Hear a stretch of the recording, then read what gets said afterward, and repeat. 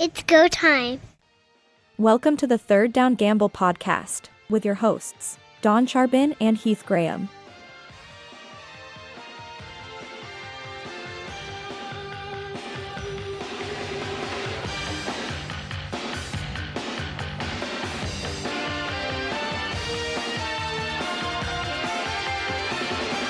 Winnipeg Blue Bombers head coach Mike O'Shea. Every team is different. That's why, we say the same thing every single year. In training camp, it's a new team, and they have to figure it out with new people and a new plan. And it's always different. Do I believe in wholesale change? Never. I think what's led us to this point is continuity, right? So I'll never believe in wholesale change. But it's pro sport. There is always some, for what we believe in and what we've witnessed, the less the better. At times, we were trying to get one phase going, and another time it'd be another phase, and then some personnel changes, and just trying to get in a really good three-phase flow to get going. We just didn't string enough of those together, right? But there's also a part of me that says that question requires a little deeper dive into an off-season study as to, where things went, right? Our expectations are so bloody high. We expect to be in and have an opportunity to win Grey Cup every single year. That's never going to change. Mike O'Shea, that's the first time that he's had to talk about a postseason loss that didn't have the two words Grey Cup involved since 2021. The Winnipeg Blue Bombers, of course, as we know, lost in that semi-final game to the Montreal Alouettes, a crossover team. Again, doesn't make it through. But for Mike O'Shea, listening to that press conference and listening to him to take questions, it seemed to me to feel like there were sort of two elements that were going on with this football team. One, that they never really got their identity in what he was arguing. And the second thing, too, is that whether it was going to be in Winnipeg or not, championships matter to this team. So they didn't feel any added pressure. Maybe it surrounded them more than that. I'm going to tackle your second point first here with Winnipeg hosting the Grey Cup. It sounds to me like Mike O'Shea is just playing some lip service there, and his normal motto of one game at a time, we want to go 1-0 this week. He doesn't give a lot away, but you can't tell me that everybody in that organization wasn't aware that the Grey Cup was in Winnipeg this year. It was going to be in their home stadium. They're defending their locker room. The team needs to make a push. Now, it doesn't always work out. We saw Amar Doman in BC last year amp up the spending in hopes of playing in the Grey Cup in BC. It did not come to fruition. It was a failure on their part. They were over the salary cap. They lost draft picks. They signed Matthew Betts long-term, signed Nathan Rourke long-term, so win and lose there. But the fact of the matter was that they invested heavily, did not make it to the Grey Cup game. The Bombers left some money out there this year. I feel that more could have been done, and they were very dismissive of the late increase in the salary cap as well. They didn't go out and spend that money. There was opportunity there to add some more pieces that could have pushed them forward in the playoffs, maybe not getting to the Grey Cup game, but not being that crossover team and facing the difficult journey that it was. It seems as though Mike O'Shea is one, and we've said it on this podcast before, that he likes his veterans. He likes the crew that he comes to the stadium with every day to be the same faces that he sees all week. He doesn't want to make any radical changes prior to any game. And the Blue Bombers typically don't. Demario Houston was probably the biggest sort of, oh, really? moment that we had with them all season.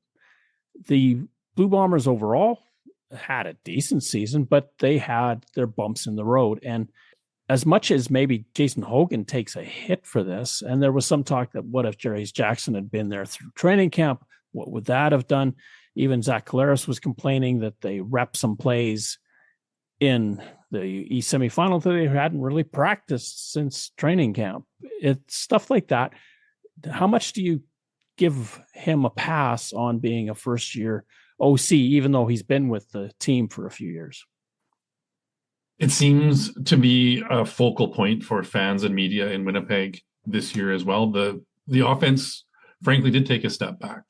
You've got Brady Oliveira, who's at this point reigning MOP and MOC. We know that's not going to carry on through this season. He spoke very highly of Jason Hogan during award season last year when he was winning these awards, saying how much he appreciated the work that Jason Hogan does as his backs coach and involved in that offense. There was some clear distance this year in that they didn't see eye to eye on the way that offense was being called. Now we're hearing some concerns coming from Zach Collaros as well. Jason Hogan may not be the answer to the offensive woes in Winnipeg if they want to keep those players in, which are Zach is under contract for one more year. You know the team's going to want to do everything they can to keep Brady Oliveira as well. Jarius Jackson is an interesting cog in this wheel as well. He was away from camp due to personal reasons, and he wasn't able to get that a bit of mentorship, I think, to Jason Hogan, which could have helped him along as well. Mike O'Shea is a defensive player, Hall of Fame linebacker, special teams menace, but he doesn't play offense. He didn't play offense. That's probably the part that he's lacking a little bit. And even he said he should have been more involved in that room. There needs to be some growth there if Hogan is going to be successful in fixing what's wrong with this Winnipeg offense. Now, is it just the Winnipeg offense? Willie Jefferson, who was the be-all and end-all of all things pass knockdown, really was sort of non-existent in that East semi-final and had been benched against the Saskatchewan Roughriders for a quarter for whatever that happened. He's getting spot duty more and more. Is he coming to the end of his tenure? And what do the Winnipeg Blue Bombers do about him? They've got a lot of veterans that are not kids anymore. They do. I mentioned Zach Collaros. He's 37 years old, I believe. Stanley Bryant's in his late 30s. For a receiver, Nick Dembski is in his mid-30s, getting close to his mid-30s. That's getting up there for a receiver. Willie has been a standout in this league for a long time.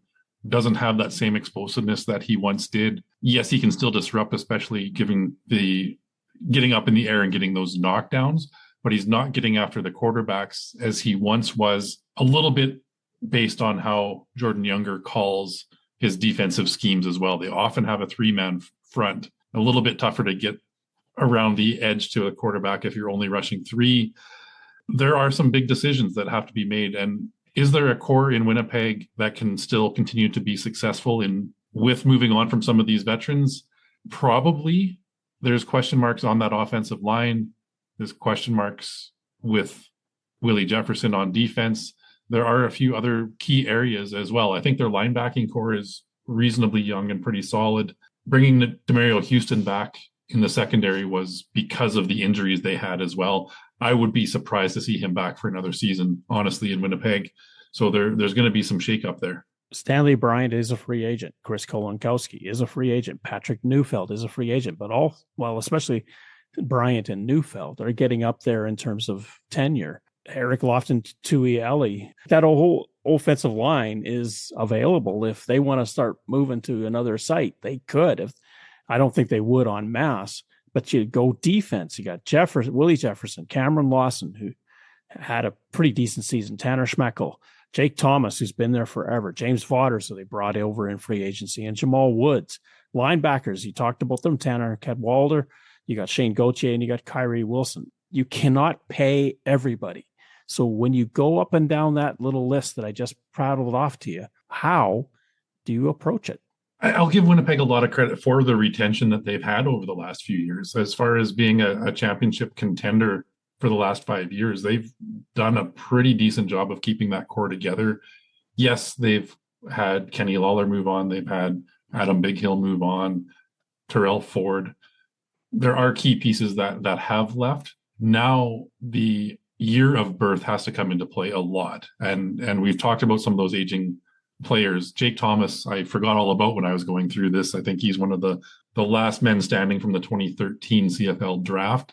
Getting up there in age for a CFL player for sure. I mean, the interior defensive line is a role people can play a little bit older as well, but do you start looking elsewhere? And there needs to be that influx of youth.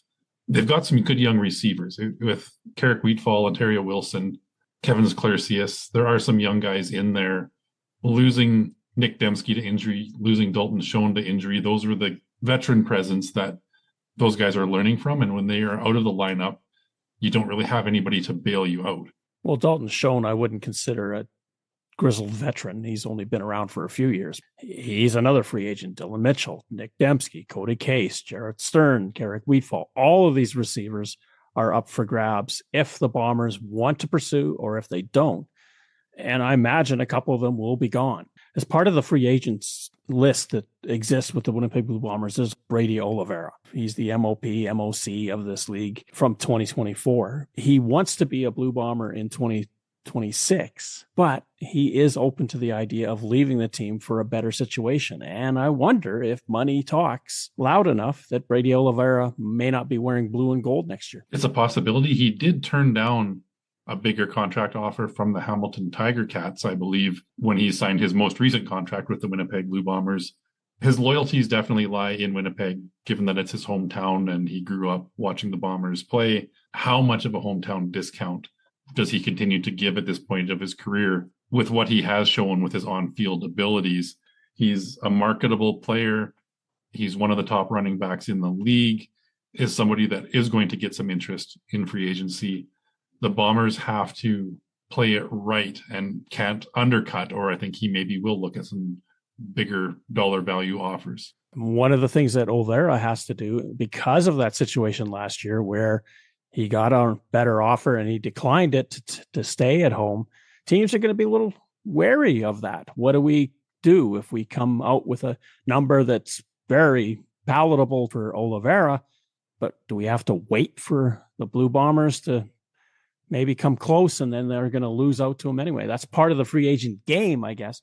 But from this read, it seems like he's hinting he really is considering leaving. And that might be some of that tension we talked about with Jason Hogan as the offensive coordinator. That relationship seems a little bit strained, and Brady is likely going to be asking those questions to Kyle Walters, to the organization, what their plan is. He's been disappointed in the number of touches he's got in several games this season, how he's been utilized. There's a lot of question marks about how he was handled last year in the Grey Cup as well, how many touches he got of the ball. For that to continue to carry on through the entire 2025 season, you can understand where somebody of his ability and of his attitude, he believes he should be getting more touches than he got in Winnipeg this past season. He's going to be asking those questions, and I'm sure not just to the Winnipeg Blue Bombers, but to every other organization that reaches out to him and his agent to discuss possible contract scenarios. He wants to be the guy. Well, and add fuel to the fire in that Eastern semifinal. Oliveira touched the ball 8 times for 38 yards. And you talked about Stevie Scott. He went off for 133 yards on the other side for the Alouettes. You don't think that sticks in Brady Oliveira's mind that, hey, how come he's touching the ball 18 times and I get it 8? Granted, the score dictated it a little bit. Now, Nick Dembski has come out categorically that he's not going to play with any other quarterback than the one he's got. So there's a hint that he's probably staying as a Winnipeg Blue Bomber. Winnipeg is his home. He signed as an FA to get back home. He'll probably be happy to do so. And for his part, Zach Collaros has stated that he wants to be back in 2026. Takes a lot of hits on himself, which is a very reasonable expectation. If you're a leader, you sometimes put it on your own shoulders as to why things didn't work. But here's a question that I wonder. If you move on from Zach Collaros, that's about 1/10 of your salary cap gone. Is there a possibility that the Bombers would ever countenance it? I don't think if Mike O'Shea's the head coach there, that'll ever happen. Zach Collaros, we have seen his numbers start to fall. I guess the question is, if you move on from Zach Collaros, you move on to who? Chris Streveler's knee, a second tear to his ACL, a long road to rehab, and somebody that a lot of people don't have faith in as a number 1 quarterback in this league anyway. They used Terry Wilson very sparingly. I don't believe they've given him a fair shot to see exactly what he's capable of. But again, when you've got somebody like Zach Collaros, where do you start mixing Terry Wilson in? If you're not going to hand the reins over to him, you're looking elsewhere. Do they make a play for Trey Ford and completely revamp how their offense runs? And the question mark remains about whether or not Trey Ford is a legitimate number one quarterback in this league. There's not a lot of moving parts out there from the quarterbacks of other teams that somebody's got to be really excited about anointing their number one guy. Dustin Crum's another name that's out there. We've seen what he can do. Maybe he's trending up a little bit, but is he going to be a franchise guy? Tyree Adams is the other one in Ottawa that is a possibility. But again, we haven't seen a ton of game action from him. If I'm Winnipeg, and I've said this before, I think they made a steal in the CFL entry draft and getting Taylor Elgersma. He's likely to try his luck in the NFL, but he hasn't really landed with anybody after getting cut from Green Bay's practice roster. I think you go all in on him. If you're going to blow things up and start fresh, start with a guy like that as your franchise quarterback and build around him. That could create some excitement. And that's the age-old question. When do you have to make the changes to start over, or how long do you wait? And there's a famous video series on the Chicago Bulls and what they did. And it seemed to backfire a little bit on them because they got rid of some veteran quality people, and that team plummeted. The Bombers are at that precipice. They've got an aging starting lineup. Football, if you're over 30, you're starting to get up there in years. And if you're over 35, your window is closing very quickly. Bombers have a few of those players. Now, do they worry about that? Do they say, hey, we've got enough here that one more year of this and we can still make a legit run? But then to the faithful in Winnipeg, does a legit run mean playoffs or Grey Cup? That's a great question. And given where they've been the last 5, this is a disappointing season. I mean, they finished 10-8. They were right in the mix. But if you look at the quality of this team, I think it was clear before the midway point of the season that this wasn't a team that was likely to be back to the Grey Cup for the sixth straight season.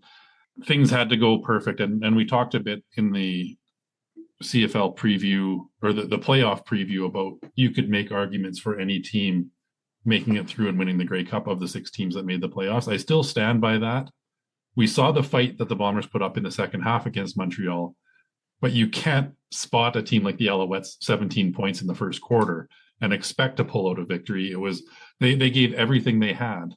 Okay, I'm going to push back on that. The fight, okay, Claris throws a deep ball that's underthrown, gets caught and goes for a touchdown. Okay, that's fight. I'll give them that. Then there's an interception and they get a short porch, they score. Then they get a fumble, it's a short porch and they score. Is that fight, or is that just fortuitous circumstances that played out in their favor that they capitalized on? Give them credit for capitalizing. But fight, if fight comes from what you do after that, now you've got the lead. What did you do? They could have easily rolled over being down at the half. 25-6. Could have. You can only play the field that presents itself. The defense made plays to get them into a position where they could score the points. I'm not just saying that the offense showed the fight. The defense that didn't show up in the first half made some big plays in that third quarter to get them back into that game, to allow the offense to do their thing. I was expecting a lower scoring game than it was. If you recall from last week, I said their best opportunity was to grind out a 19-16 win. That didn't happen based on what they presented both on offense and defense in the first quarter. They let that slip away. The Montreal Alouettes had to be a little bit nervous when the Bombers put up 21 in the third quarter. Davis Alexander gets a lot of credit from me. I was questioning him at the beginning of the season because I didn't know. I know now Davis Alexander is a star quarterback in this league. He's not afraid to take control and lead a team. And that's what we saw. And they did pull away from the Bombers at the end. It was closer than they probably thought it was going to be 30 minutes in, but they still had a pretty comfortable victory in the last few minutes of the fourth quarter.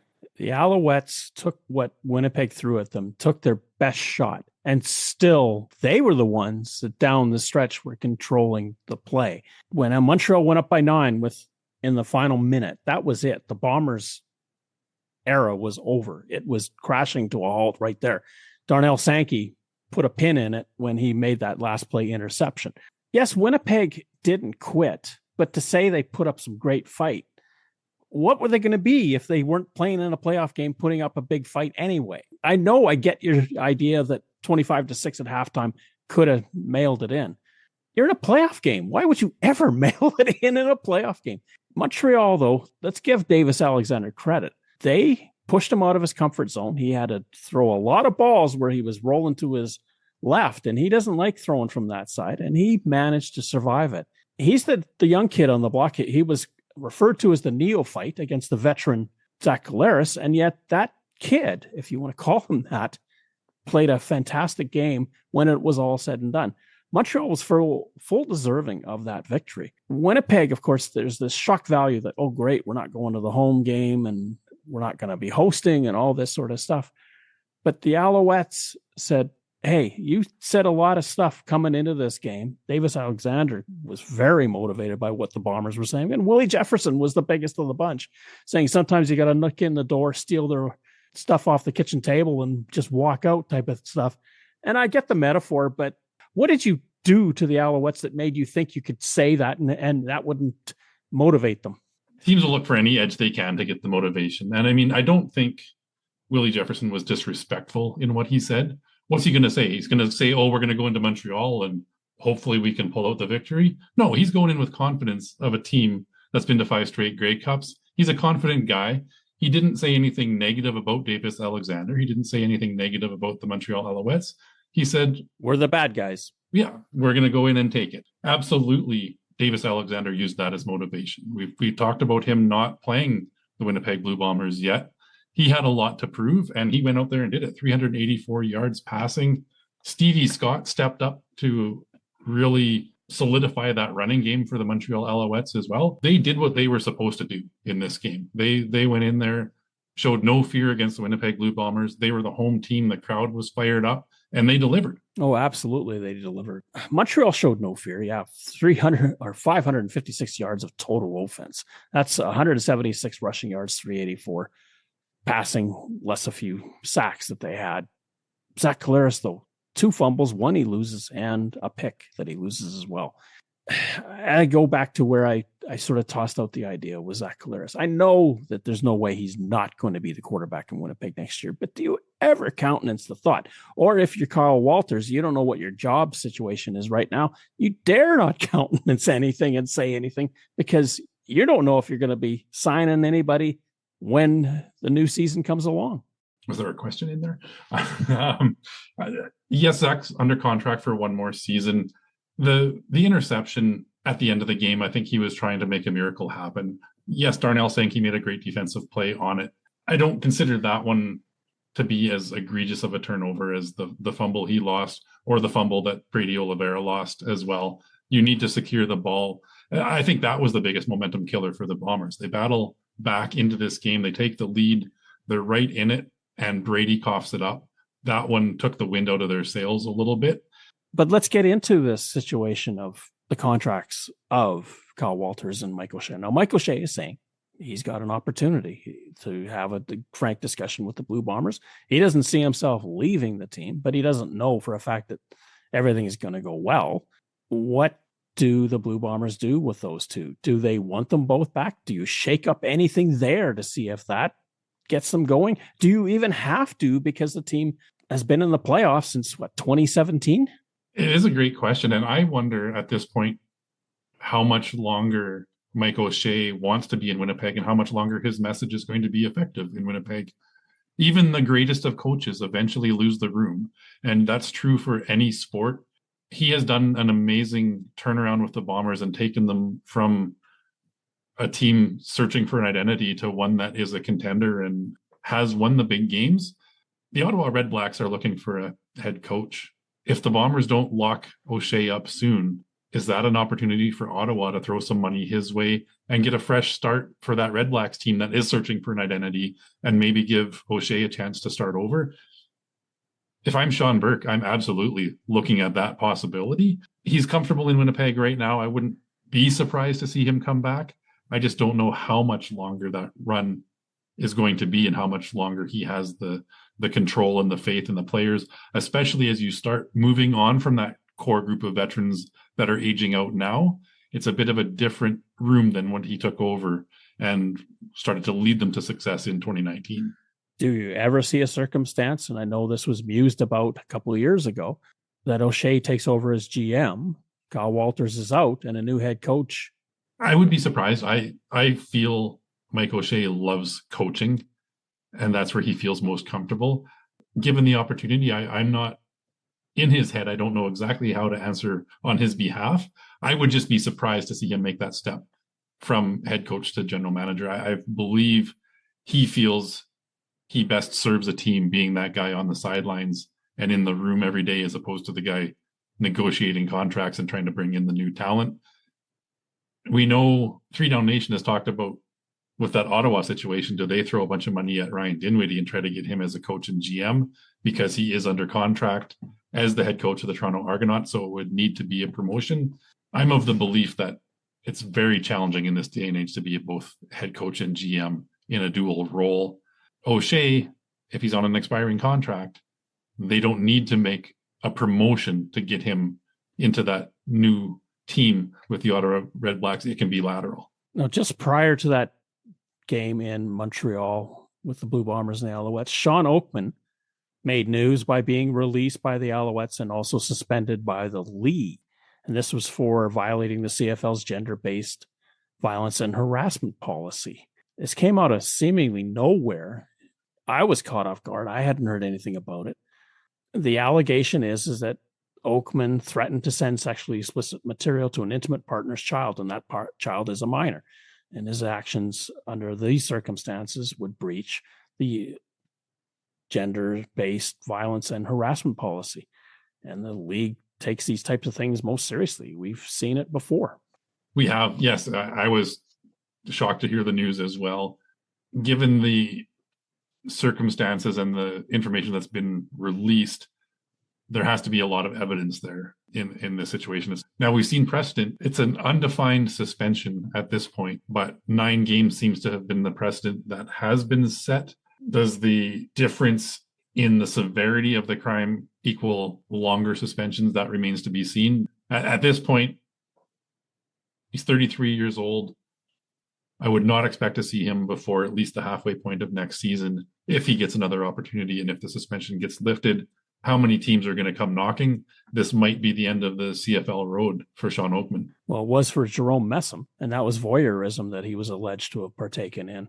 For Oakman, it may be the end of the road with the Canadian Football League. Just given where he is in the career, I would highly doubt that we'll ever see him suit up for anybody again.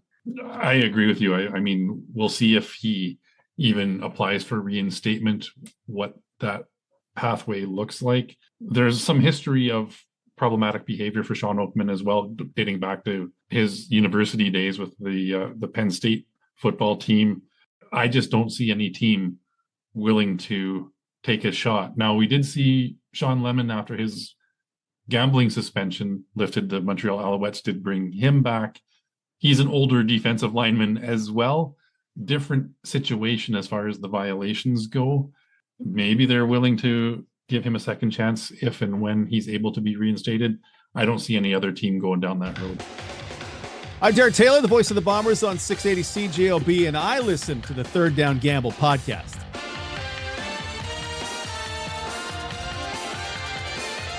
Calgary Stampeders head coach Dave Dickinson. Yeah, I thought our guys played extremely hard and had our chances, and kind of how we played all year, though. I really don't think any team played with any more fire than our team. We just had some close games, and it's a tough loss, no doubt about it. But I want to make sure the guys are proud of what they accomplished. 11 wins, and more so just some great selfless people, and some great teammates, and some guys that certainly they gave everything they had, and as a coach, you can't really ask for more than that. The team got 11 wins. I mean, we're just so different. I only think we have, maybe a quarter of the guys that in the past that have been here. So that really guys weren't concerned about the past. And we made a concerted effort to just be, hey, let's grow, let's build. We did know it was going to be, hard to get that chemistry going, but the guys bought in, and it happened sooner than I thought it probably would. Finished the year as the most injured team in the league, and yet guys, no excuses. They just next man up type of thing. Give me my opportunity. I'll work my tail off to get back as soon as I can. I felt like our team was playing good football in the playoffs. So all those things are what I take. I think we were on the right track. Just a clunk. When you lose, it's just a heavy clunk, and and it's over, and you don't really know what to basically say or do, except that you look back and you do have to acknowledge the effort and what the guys put into it. That was Calgary Stampeders coach Dave Dickinson. The Stampeders started the season off with a lot of promise, had some rough patches here and there, just about pulled off the upset against the British Columbia Lions in the West Semi-Final, falling just short in the last minute. But what does that mean? What is Dave Dickinson questioning as far as this franchise and where they go from here? To my mind, what he was referring to was twofold. One, what went wrong in that football game, and especially at the end of the first half, where the Stampeders were set up for a field goal and somehow ran out the clock. Part two of that equation is the Stampeders had just a bucket load of people on the injured list. 26 people going into the playoffs were on the injured list. Some of them they managed to get back in time for the game. A lot of them they didn't. They led the league big time in injuries. And he wants to know why that happened, because it hasn't been a situation the Stampeders have faced all that much. And especially given that they've improved the diet, weight room, and they've given these players a brand new turf. What happened that the Stampeders were in the infirmary more than playing? It seems like the most often injured team passes around from year to year. If we recall a couple of seasons back in preseason, the Saskatchewan Roughriders Achilles tendons were blowing out left and right faster than they could cart them off the field, it seemed. Well, that was the same exercise. And after the first one blew out his Achilles, why are you continuing with the exercise? This year, it seems to be the Calgary Stampeders questioning that. And the biggest losses seem to have been receiver Reggie Bagleton and defensive lineman Flo Oramolade. Those two could have been some very key pieces to pulling off the upset against the BC Lions. But yeah, you go down that roster and look at the injuries the Stampeders have had. It's been a tough year for them. A couple of clock management or play calling errors in this semifinal. You talked about the end of the first half, throwing the ball and running out the clock.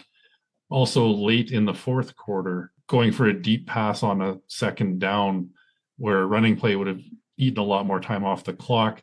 I think that was more of a clock management situation. They gave Nathan Rourke 29 seconds on the clock. It's all he needed to get the Lions back into field goal range for Shaun Whyte to do his thing. That could have been a better run series to help at least get this game into overtime. That's a great point that you bring up at the end of the football game, as much as at halftime. Vernon Adams Jr. and many quarterbacks, when they get between that 30 and 20 yard line, they start chucking for the end zone. And people say, well, why is the offensive coordinator calling for it? Well, he's not necessarily calling for it. He's giving you a play set, and you have a choice between 2, 3, maybe 4 receivers to find which one you think you're most comfortable getting the football to. Who's the most open? Who has the best route? Which one has the most chance of success? In those cases, though, Adams was looking at the clock thinking we needed a touchdown, especially in that end of the first half, and he kept chucking it deep. And part of the problem was that he rolled out to his right. He had to get rid of the football. As soon as he rolled, he had to throw the football so that Paradis could get out there and kick a field goal, but he still stuck it out trying to find a touchdown. He did, and this was Vernon Adams needed to be at the top of his game to pull off this upset. They gave the Lions a scare. They were right in this till the bitter end. Adams threw for 334 yards and 2 touchdowns. He did not throw an interception. That was the performance they needed from VA, but there was a couple of plays I'm sure he and the Stampeders would like back. I agree with you right at the end of the game where they were throwing the ball deep, and clock management would have been far more of an imperative for the Stampeders to run the football, settle for the field goal, but don't give the Lions a chance to do anything in regulation. You could say, well, you're there to win, go after it and go for it. You were second and long. This was a wing and a prayer type of situation. You had to do, I think, a more conservative approach to this. I agree 100%. I think that was a situation where, yes, he's going for the win, but you need to protect. Rene Paredes is right up there with Shaun Whyte as far as accuracy for a kicker. They were within range. They could have taken a bit more time off the clock. 29 seconds isn't a lot of time. A couple of big plays, you get a decent return on the kickoff, and it really takes one big pass by Nathan Rourke to get into Sean Whyte's range for the winning field goal. Even on first down, this is with about 44 seconds left. Even on first down, if you run the ball in that play and then decide to throw it on the second one, you can kill 20 seconds. You don't leave BC anything at the end of the game. Although Ottawa proved against Edmonton a couple of years ago that you only need 8 seconds to make things happen. I hope the last 3 minutes stay the same under this new rule set. The Lions did wonders to get down the field. And of course, it was a huge play by Justin McInnis to set them up. And notice how McInnis went to ground to make sure there was time left. Not like Dom Rhymes, who decided, oh, I've got a touchdown to score here. Clock doesn't matter. Very heads up play, knowing that they only needed even a single. A walk-off Rouge would have won it. Sean Whyte's not a guy that's going to kick for the single. He's going for those uprights. He put it through when it mattered, and the BC Lions move on. If you're the BC Lions, and you mentioned this too, about they were a little bit fortunate in coming away from this game, and big crowd in BC, great. They win only by 3 for the Calgary Stampeders. They still haven't won a playoff game since that 2018 Grey Cup win. Dave Dickinson was asked, does that play on your mind? And he said, no. I don't even think about it. Each year is its own beast, and we have to tame it first. I can't be worried about what we haven't done. I've got to do something about what we can do. And it's the same sort of thing that Mike O'Shea echoes in Winnipeg. It's always about the now and the future, not what was behind. You look behind to learn, but you don't dwell on it. And with every team, the Calgary Stampeders are facing some decisions in free agency. Is Vernon Adams Jr. the quarterback that they feel comfortable moving forward with? You look at Dedrick Mills running the ball. Jalen Philpott had a really good game. They've got some solid pieces there. And Vernon Adams didn't lose them this game. The BC Lions played well enough to win it. It'll be interesting to see what direction this team wants to go. PJ Walker, I don't believe, is the answer at quarterback if they want to move on from VA. He also got injured in this season, so who knows what the future holds for him. But there are some pieces of the puzzle that the Stampeders need to figure out which ones are worth bringing back and who to move on from. Vernon Adams Jr. is signed through 2026. No issues with any contract there. But look at their receiving core. Clark Barnes, Eric Brooks, Malik Henry, Tevin Jones, Dominic Grimes. You look at the offensive line, Bryce Bell, Joshua Coker, Thomas, Jack Kodaya, or Kyle Saxelid. Now, those two didn't play a whole lot. But the defensive line, this is where they really have to think about what they want to do. They've got Clarence Hicks, who had a fantastic season. Jalen Hutchings, who had a fantastic season. Lorenzo Malden, who they picked up from the Ottawa Red Blacks. Justin Sambu, who's just working his way in. Key people. Then go to the linebacking core. Gary Johnson, Markel Lee, who really was a standout this year. Kyle Wilson, who played very well. Micah Tights, who they got from the Roughriders, played very well. And then defensive back, you've got Bailey Devine Scott, who I think is really coming into his own in that secondary, and Derek Moncrief, who could have been Defensive Player of the Year for anybody the way he played this year. Jalen Hutchings is probably the biggest must sign for the Stampeders with what he does on that defensive line. Hoping that Flo Orimolade comes back healthy for 2026 as well. That's a defensive line that can do some damage. As I said, with every team, you look at that receiving core, there's a lot of yards that were picked up by these guys that are free agents right now. They've got Jalen Philpott back. Reggie Bagleton is still under contract if he comes back healthy as well. Tevin Jones is a guy that we saw what he did with the Saskatchewan Roughriders, with Edmonton last year. This guy just catches the ball. And he's somebody that I could see breaking out with a 12 or 1,300 yard season before too long if he's a key part of an offense. And I think he's proven that he should get that opportunity. Maybe it's us and the Stampeder Red that host the Grey Cup in 2026 at home. And there's the inducement, the enticement that we've got a great chance. Now, Dickinson said in that post-game presser, he was talking about, we can't keep everybody. There's a chance that we could lose someone by their own volition or by a decision we have to take. Ultimately, he loved what that defense gave them this year. And the fact that they doubled their win total, they go to 11-7, that's positive for the Stampeders. And even though they don't win the semifinal again, there's a lot to put your faith into for this team in 2026? This is a team that won 6 games in 23, 5 games in 24, and then turned around and won 11 this year. If I'm a Calgary Stampeder, I feel that this is a team that's moving the right direction. They've gotten past that awful 2-year run that they had, snuck into the playoffs in 23, only because of the Roughriders slide in the second half of the season. A 6-win team in the West doesn't often make the playoffs, so I don't even consider that a playoff caliber team. This one in 2025 is a playoff caliber team. This is a team that is trending the right way, and that has to play on my mind, thinking I have an opportunity here with this team on the rise, playing at home in the Grey Cup. We talked about Mike O'Shea being dismissive of the home Grey Cup game. I believe every player wants to be a part of that. I can see a lot of these guys coming back for one more run with the Stamps. Third down.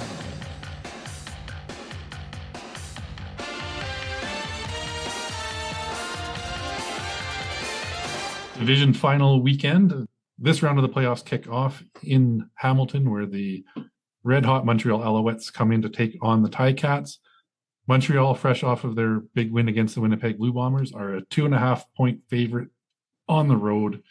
Is this disrespectful to the first place Hamilton Ticats? You could argue it on the basis that the Hamilton Tiger Cats had defeated the Montreal Alouettes both times that they faced them, but they did not face Davis Alexander. And of course, we know that Davis Alexander hasn't lost a football game as a starting quarterback in the Canadian Football League.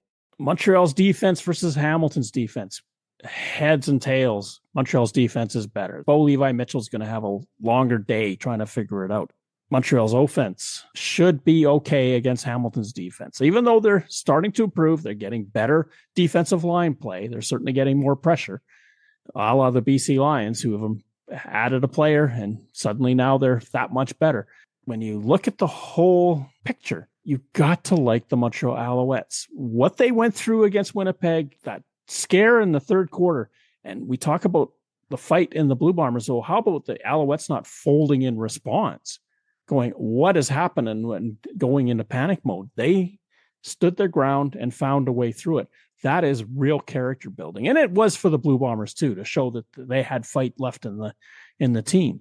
The Alouettes, though, with that experience, are going to be sky high. The Tiger Cats are quiet with the Alouettes coming into town. I know you like the idea of Willie Jefferson. He didn't say anything particularly about the Alouettes or Davis Alexander. When you go in, just be humble, just be quiet, and don't give them anything to think about. and then let your play do the talking. I like the Montreal Alouettes in the cover, because unless Davis Alexander and that arm of his is really messed up, which we saw was hurting him after a very innocuous push from a Winnipeg defensive lineman, if that arm is bothering him, then that could change the dynamics of that football game. But I still like the Alouettes because the defense, granted they gave up a lot of points against the Blue Bombers, the defense is still pretty darn good. The Alouettes are trending in the right direction. This is a team that, based on how they finished in the last 5 games of the season, they really made a push. Other than the week 21 loss to Winnipeg 19-10 when they were resting some players, they had won 4 straight pretty convincingly. With about 6 weeks left in the season, the Ticats had a stranglehold on the East. It took them until the final game to finally clinch first place and rip it away from the Montreal Alouettes. I like the Owls minus the 2.5 in this one. I think they're a favorite for a reason. Hamilton in the second half of the season went 5-4, a bit up and a bit down. Davis Alexander's coming in with a ton of confidence. You talk about that Alouettes defense as well and what they can do to be disruptors. Bo Levi Mitchell's going to have to be on and really protect that football to give the Ticats a chance in this one.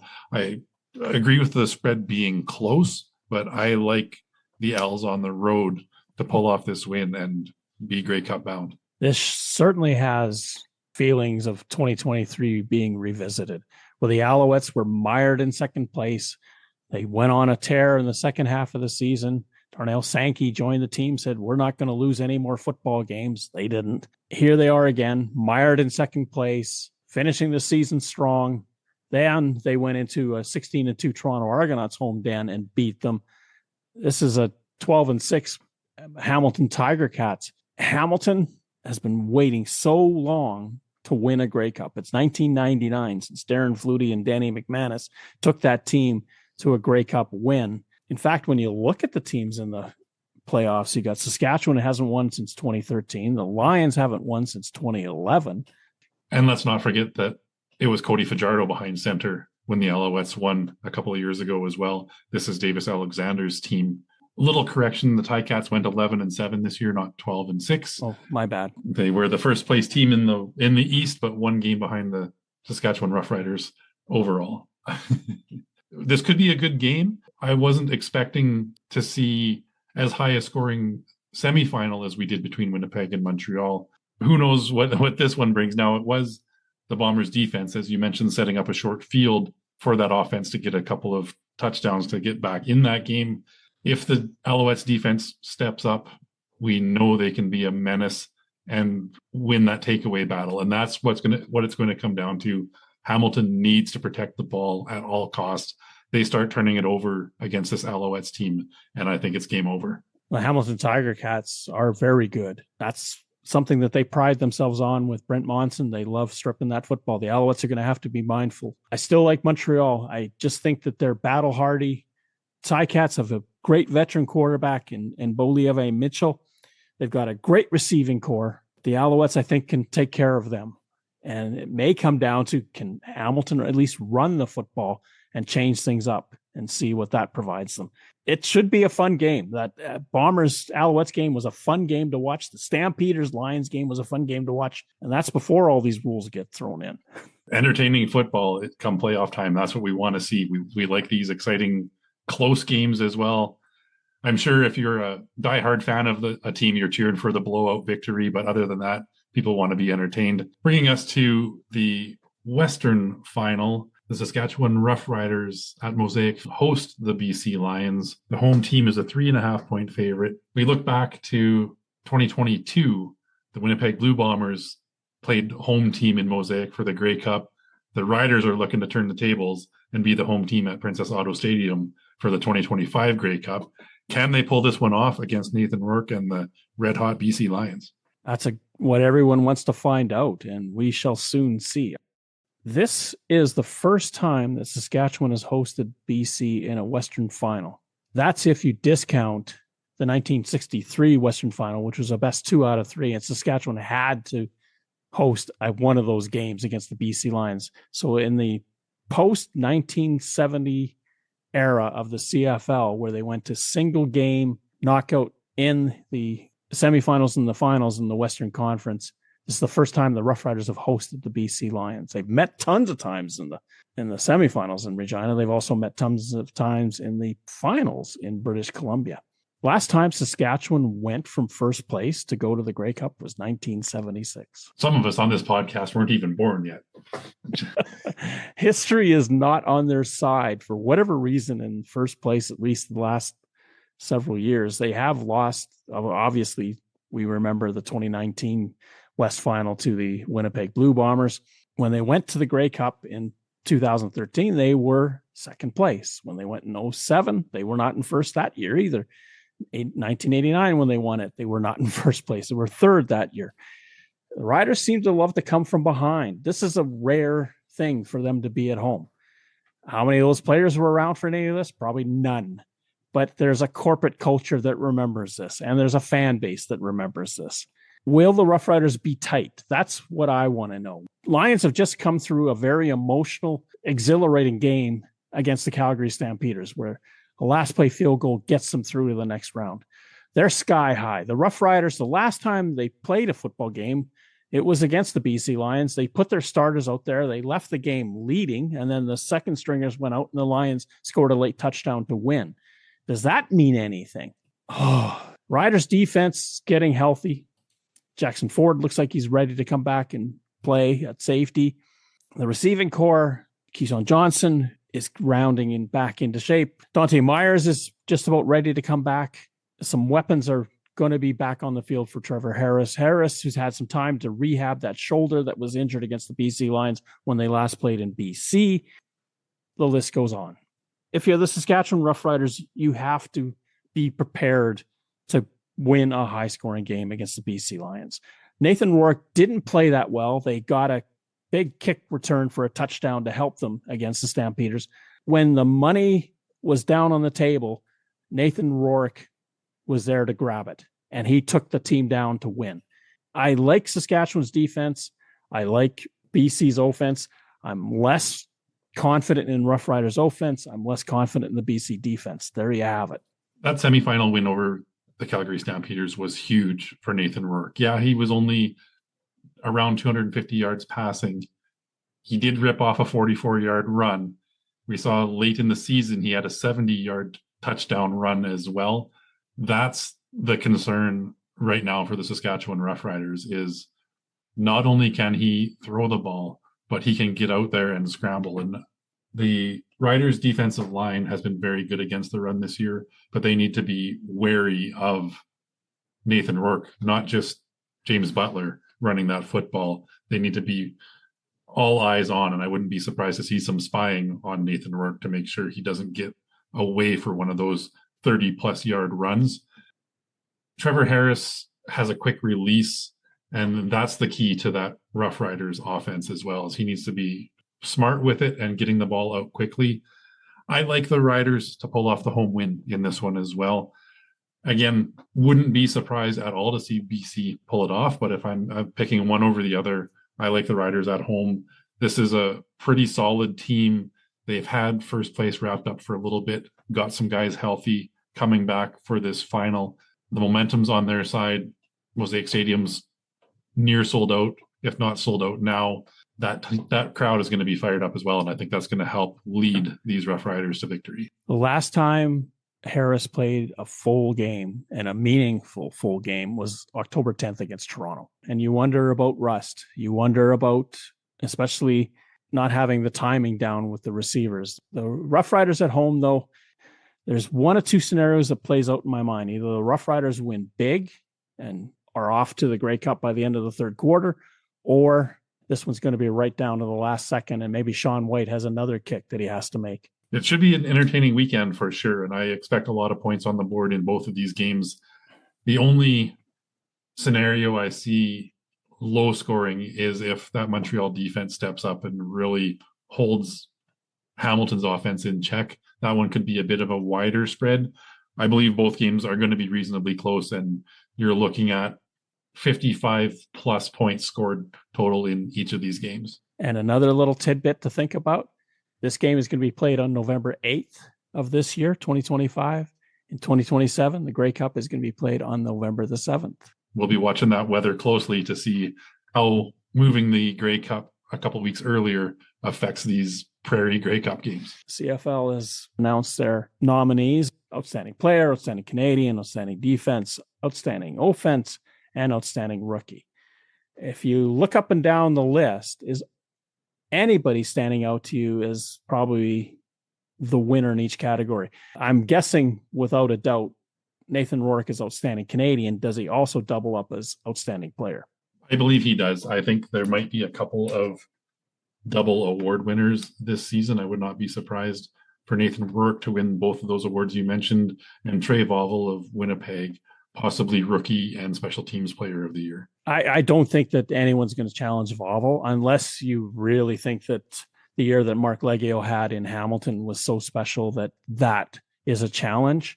Outstanding lineman, I kind of think that Brandon Revenberg may be the winner this time, just because that Hamilton offensive line really came together and really started to put some big numbers up rushing, which is something that Hamilton hadn't done in a long time. The offensive lineman award is always a real tough one to pick.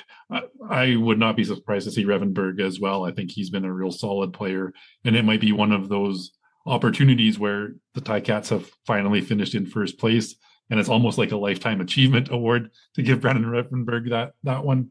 Nobody really jumps off the page in the West for offensive linemen. I mean, Stanley Bryant is the Blue Bombers nominee again. A pretty much nonstop run for Stanley Bryant, except 1 year that Jamarcus Hardrick got the nod in Winnipeg. He's the nominee for the Saskatchewan Roughriders this year. The one that I'm really interested in is to see who the finalists for defensive player are from the East and West as well. Isaac Ademi Berglund for the Montreal Alouettes was a bit of a surprise, maybe over Tyrese Beverette for the Alouettes Defensive Player of the Year. But as far as the other nominees from the East, I think he's got the overall nomination there. For the West, Matthew Betts had some amazing stats later on in the season, a bit of a slower start. Jameer Thurman, I think, has been solid all year as well. So the Saskatchewan Roughriders nominee may be that front runner for defensive player as well. Corey Mace has been championing Jameer Thurman because of not only the fact that he takes care of the middle of the field for the team, but he's also a quarterback out there on defense. He's the guy that's marshaling everybody to get into position, and he makes a lot of the adjustments for the defense on the fly. I wouldn't be surprised. It could be a Matthew Betts versus Isaac Ademi Berglund, or it may be Jameer Thurman against Berglund. I kind of like either scenario. Anybody else an outstanding player that you think is going to really be up there other than maybe Bo Levi Mitchell? Could he win it? It's an interesting year this year because it's not the run of quarterbacks that we normally see for offensive player. Yes, Nathan Rourke is there, Trevor Harris, Bo Levi Mitchell. There are some big names there, but you look at Ottawa's got Khalil Pimpleton, Winnipeg's got Brady Oliveira, Dedrick Mills in Calgary, Justin Rankin in Edmonton. It's not just the Outstanding Quarterback Award. However, this year it is the Outstanding Quarterback Award. It should come down to Rourke versus Bo Levi Mitchell. Now, if you look at the last couple of seasons, I believe Brady Oliveira won it last year because he was robbed by Chad Kelly the year before. Bo Levi Mitchell was probably robbed last year. So does he get his due this year? And we see Nathan Rourke win it next year, regardless of what he does. But I think this is Nathan Rourke's award this year. I think he wins it pretty handily. MOP should not be a makeup award for what happened wrong the year before. Yes, Oliveira should have been the MOP the year before. I don't like it when we go here, have it this year instead. No. You've got to be in the moment. And too bad for Davis Alexander. Had he not had that hamstring injury that he picked up while training in the offseason and hampered him through different sequences during the regular season, what a competition it would be if it was him versus Rourke. It would be. And I don't want to take anything away from Bo Levi Mitchell. What he's done these past couple of seasons, battling back from the shoulder injury he suffered with the Calgary Stampeders, devastating leg injury in his first year in Hamilton as well. What he's done over these past 2 years has been remarkable and I believe deserves recognition. But putting him up against Nathan Rourke this year, I don't think it's a fair fight. Rourke, for what he's done, what the future holds for him, this is his league now.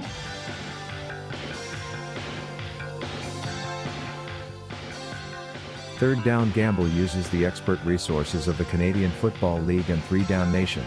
For up-to-date, insightful statistics and analysis, please visit cfl.ca and 3downnation.com. The CFL on CBC theme music is used with written permission from the Canadian Broadcasting Corporation. Thank you for listening to our show. Third Down Gamble is hosted on Podbean. Follow us on Twitter where our handle is @ThirdDownGamble. Join us again next time. The Third Down Gamble Podcast. Audio worth watching.